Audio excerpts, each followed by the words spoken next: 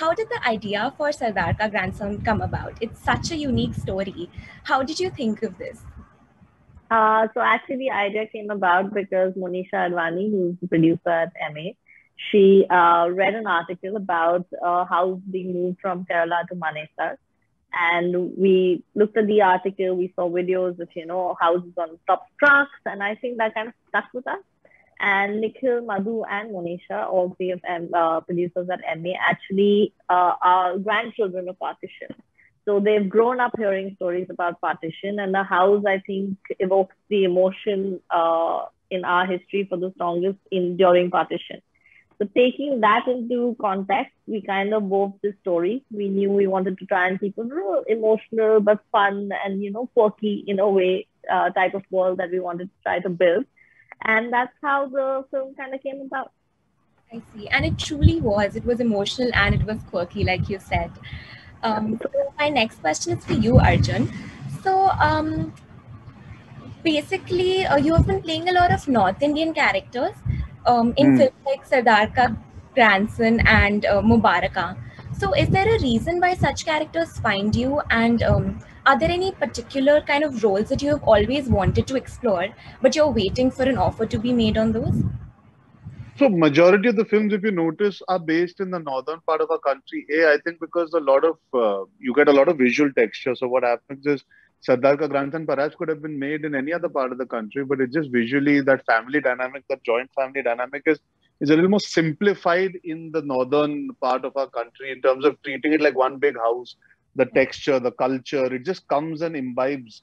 So more than me playing it, I think a lot more writing happens in that part of the world. I've played a Punjabi that lives abroad also in Mubarak. I've played a Punjabi that lives in Delhi, and I've played a Punjabi who's also a house husband. So playing a Punjabi boy or a Sardar boy doesn't always confine to playing it the same way. I think we need to then look at me as the ideal Punjabi boy on screen and off screen. But to answer your second question, there is a lot that I would like to do, but right now I'm at that phase where I'm letting things come to me rather than chasing. It's also exciting to know how people are seeing me as in makers, directors, and producers. I was told in the beginning I should do a lot of action films. Then I tried to do my romantic films, and those also worked. And now I'm doing Villain Again, which is an action film. I'm doing Booth Police, which is a film about two brothers who are. It's a horror comedy with two brothers. I've done Sardar Ka Grandson. So for me, I'm allowing material to come to me. Like I think Sardar came to me, and then it appealed to me. So maybe the selection came also more out of the material found me rather than me chasing it.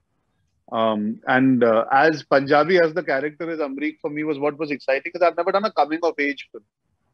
And Amrique kind of comes of age over the course of this film. If you've seen it, he's this guy who can barely say sorry to his girlfriend without having an ego. And by the end of it, he's willing to fold his hands and request and literally beg people and the government and everybody involved to just fulfill a wish of his grandmother. So for me, perhaps I've not found the right romantic coming of age film, like say how Ranbir has done a rock star or a tamasha or Ye Jawani Hai Diwani.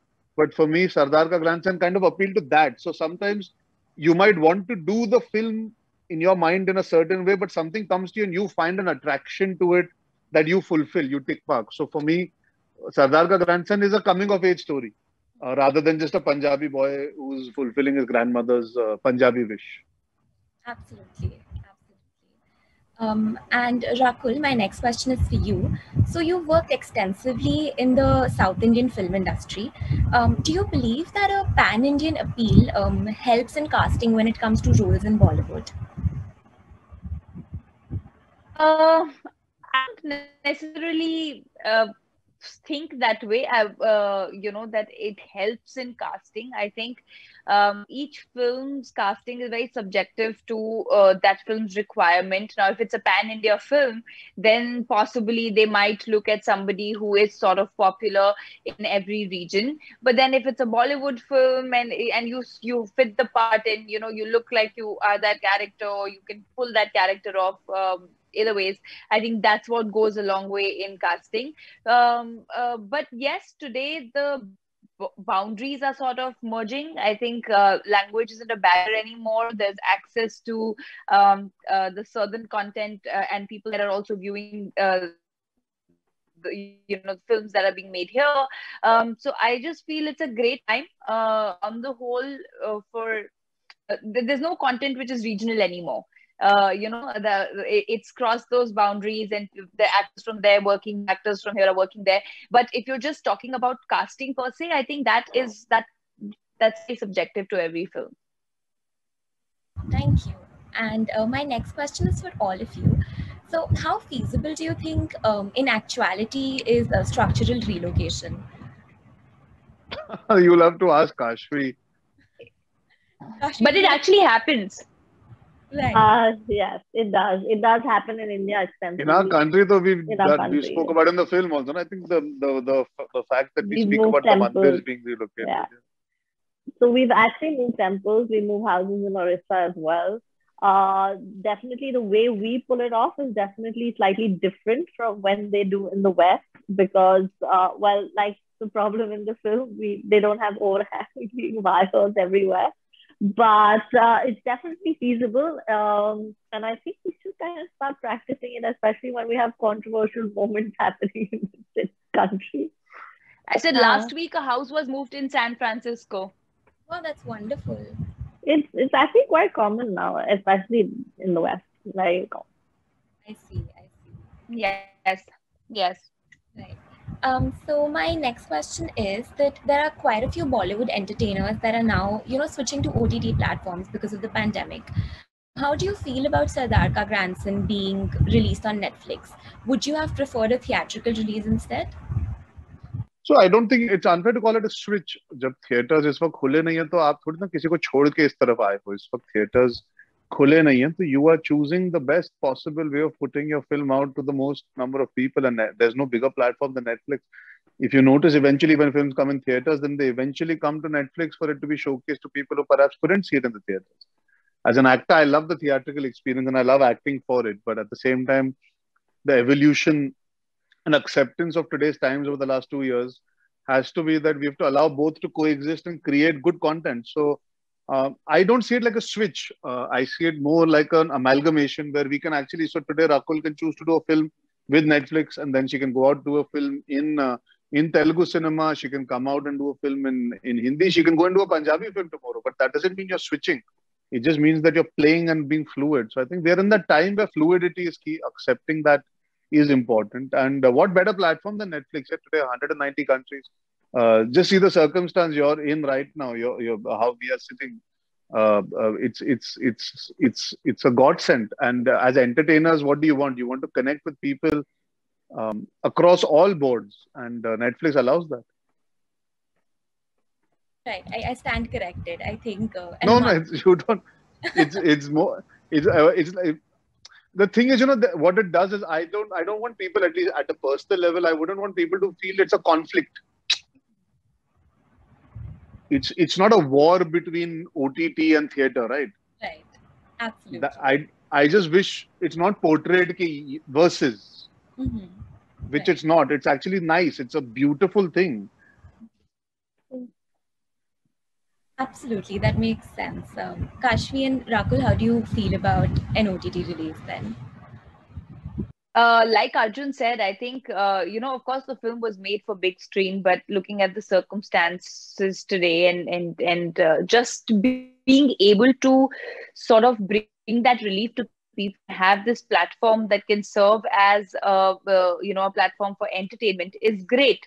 And like Arjun said, 190 countries and the kind of reach that you have, and people across the globe can watch it, and Indians not only in India but everywhere, and not just Indians, everyone can watch it. So I think it's just that the reach is far more also, and times like this, if you can get that 2 hours of sense of relief from sitting at your home, I think it's great.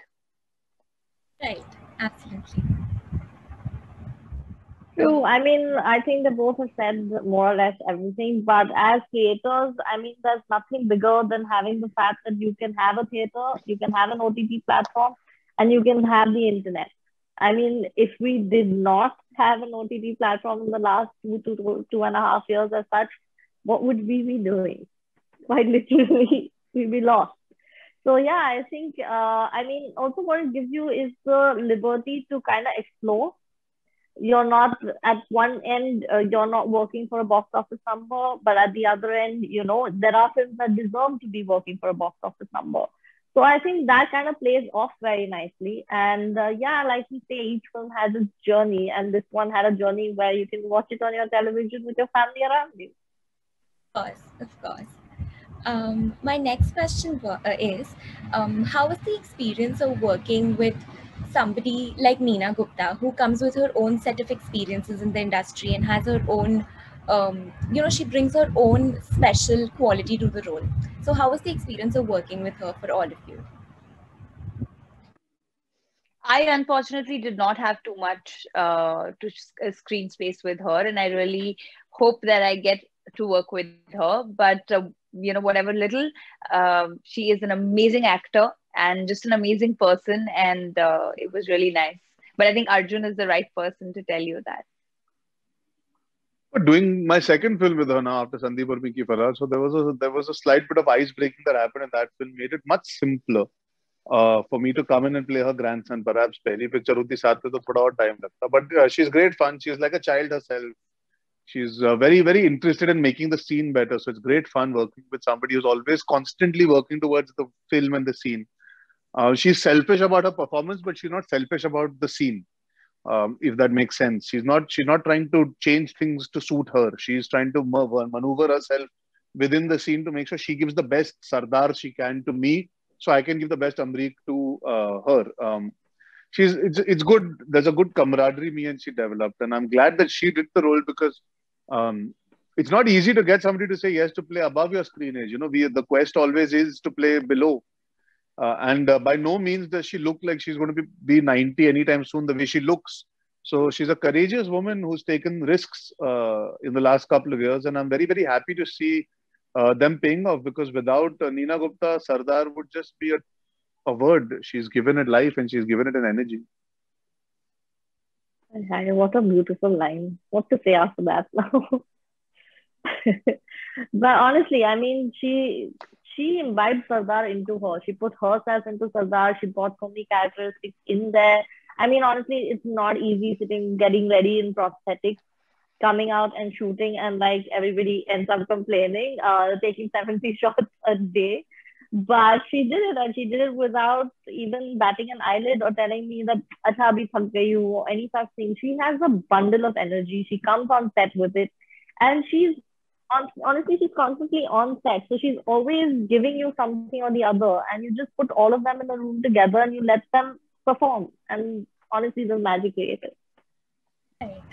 And my last question is for Kashvi.